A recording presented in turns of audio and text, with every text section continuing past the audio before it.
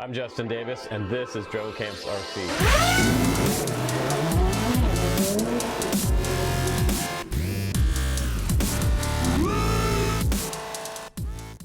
Alright guys, welcome back to the Camps channel. Please do subscribe to see more drone videos coming up. I have a ton of stuff coming in for the summer in 2018.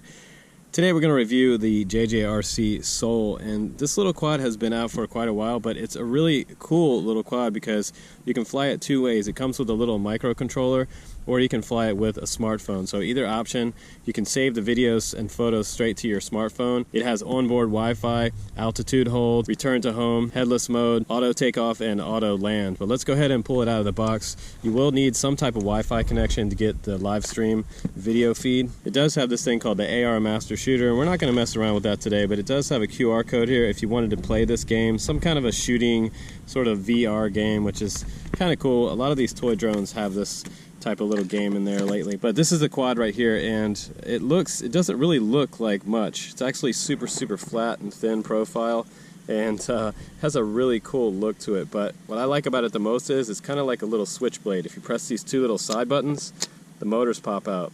So you can put this in your pocket or put it in a small bag to take out to the park with you. It's really a neat little quad. And this is the little controller it comes with, and I'll show you all the buttons, what they do on this controller in a minute. It also comes with this little USB charger, and this just goes right into the charge port on the quad on the very back right here. You see this little hole? You stick this in there, and then you stick this in your computer. You can charge up that battery within about 30 minutes time, so it's a pretty quick charging battery. Also in the box you get the JJRC SOL instruction manual, and this is cool because it does have a QR code in here for the JJRC app that goes along with it. It tells you about flight environments to fly in. Don't fly in wind, obviously. It'll blow away. So right now, today we're going to try to fly in a little bit of a wind shadow area. There's some wind up top, but I'm going to try to avoid that because we'll have a little bit of a flyaway if that happens. But it has all the information in here. It does flips and rolls. It has high speed, low speed settings. It has a throttle and turning mechanism. Your throttle is set up on the left like mode 2, so it's North American standard. You can change that to mode 1 if you want to, but you also have your high-low button here. You have your calibration button. You have your return to home button here, your headless mode button. We have trims for forward and backwards, and left to right trim down here. And over on this side is your roll and your pitch stick right here, but it's not really a stick, it's actually a flat button, which is kind of cool. To start the motors and arm the motors, we have a start button over here on the top right, so that's in the right place. And over here on this side is where the flip button is. And it takes 4 AAA batteries in the back to get this remote working. And you have your power button right in the middle. If you press and hold, it'll beep and come on. Now you also get some extra props in the box, which I think is great, and a little prop remover tool to get your broken props off of these little brushed motors. These aren't brushless motors, so it's a really smooth flying quadcopter. It's going to be really easy to fly right here. So what I'm going to do is I'm going to go ahead and turn on the quad first, and you should hear it beep. You'll see the LEDs go solid. They won't go solid until you actually have it armed up with the transmitter, so I'm going to go ahead and press the power button on the transmitter, and you're going to take your throttle stick and move it all the way up and then all the way down, and the quad will be armed. So once you've done that, you can go into your smartphone, into your Wi-Fi settings, and you don't have to do any password with this. We're going to wait for it to load up, and it should say JJRC something with a bunch of numbers at the end. Go ahead and connect to that Wi-Fi network, and once you're connected to it, you'll see it up at the top of your phone. Go over to the JJRC app and open that up. And the biggest thing about the JJRC app working for you, if it doesn't show you that it has a firmware on board, if it says null up at the top right, that means that you're not connected to your Wi-Fi. So go back out, go back to your Wi-Fi, over to your settings on your phone, and I'm using the iPhone 7. I'm just going to click that again and go back out of my settings, and if it don't see it load up here, I need to disconnect from the Wi-Fi and start over. So now I have a live view on my screen inside the app, and I'm just going to go ahead and press calibration first, and you'll see these lights blink in the very back and go solid when it's all calibrated. But you can calibrate it pretty quickly, so I would probably calibrate that each time you fly. So I'm just going to press record on my app, but it doesn't have any kind of smartphone holder on this little transmitter, so that's kind of a bummer about this. But I can go ahead and take off if I want to by pressing the start button, and now it's going to arm the motors. Long press it. There we go. Another way to arm it is to out and down to the bottom corners, out to the right, and I can long press the start button again and kill the motors.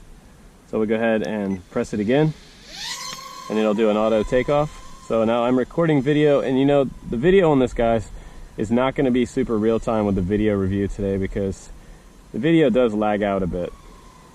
But look at that, you can barely see this little guy in my GoPro here. Let's bring it in a little closer.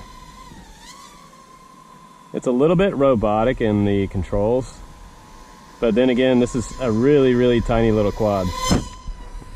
Flew right over my head. Let's try the yaw axis on it. Pretty slow and docile, and I'm in that low rate mode right now, so I'm going to try the high rate mode. Oh yeah, now we're going.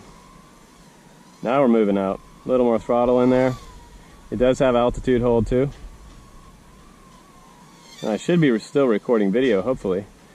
I want to test out the range today too. I might go up and kind of just look around. Kind of flying in like a little race quad right now. It's super quiet.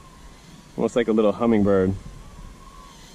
Speaking of hummingbirds, I filmed a hummingbird the other day with the little Rise DJI Tello, which was really neat. Now if you level off, you're probably going to get a little smoother video.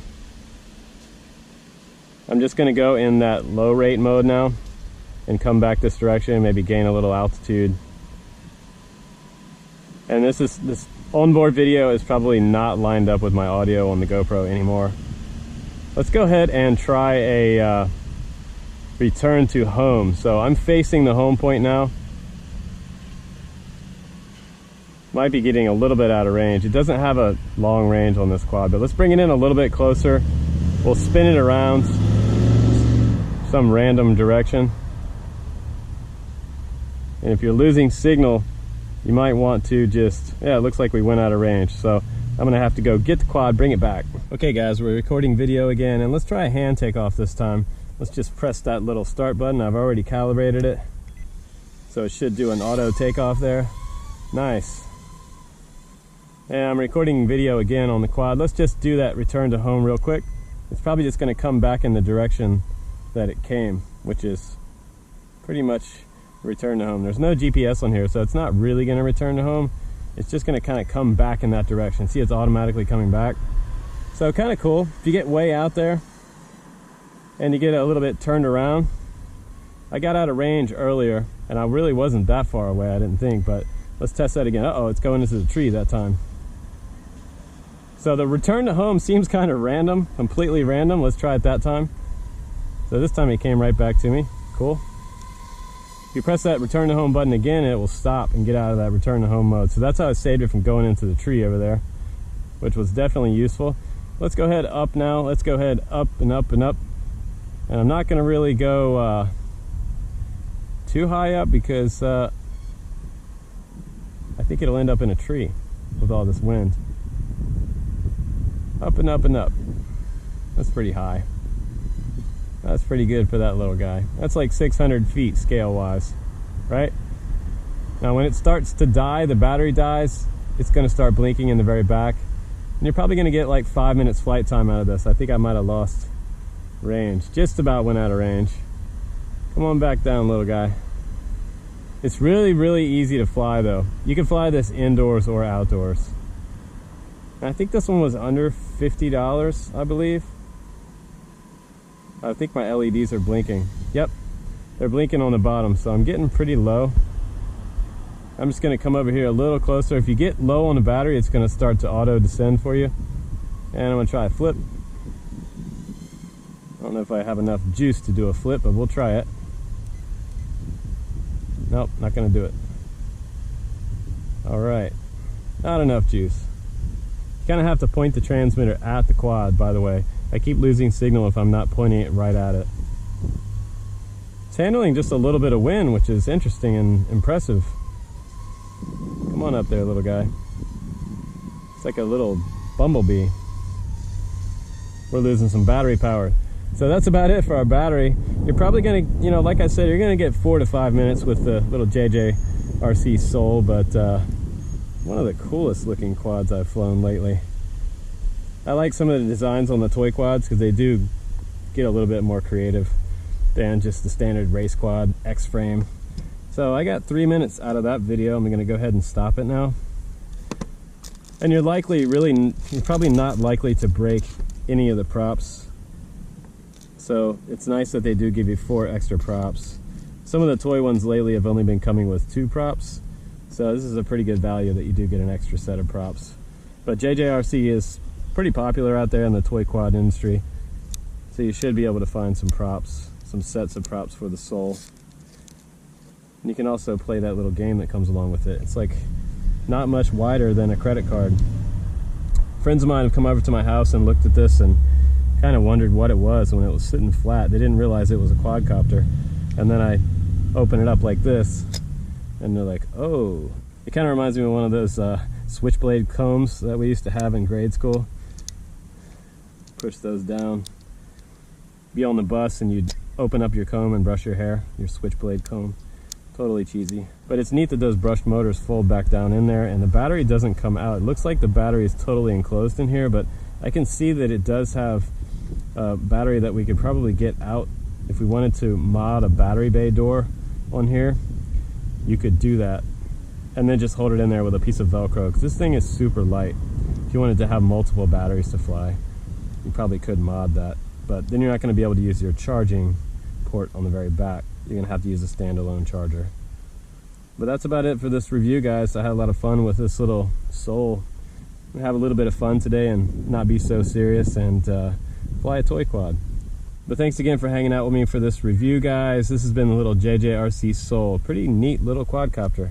I'm going to hang on to this one. Guys, I'm Justin. I'll see you on the next one. Take care.